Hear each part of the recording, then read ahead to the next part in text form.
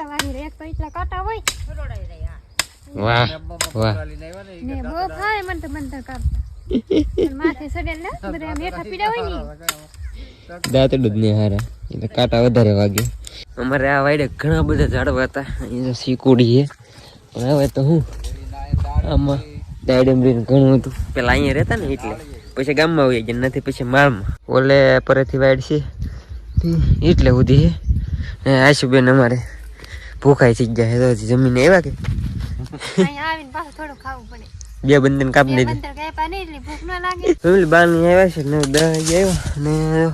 એટલું કાપ્યું છે અત્યારે પાછા કડીક કાપજી આશુબેન અમારે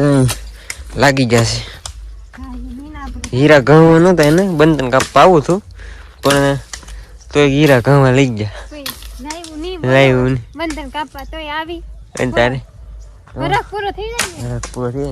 ઘડીક વાર કાપ્યું થોડાક છે હવે દાંતડા ને એવું તો કઈ છે નહીં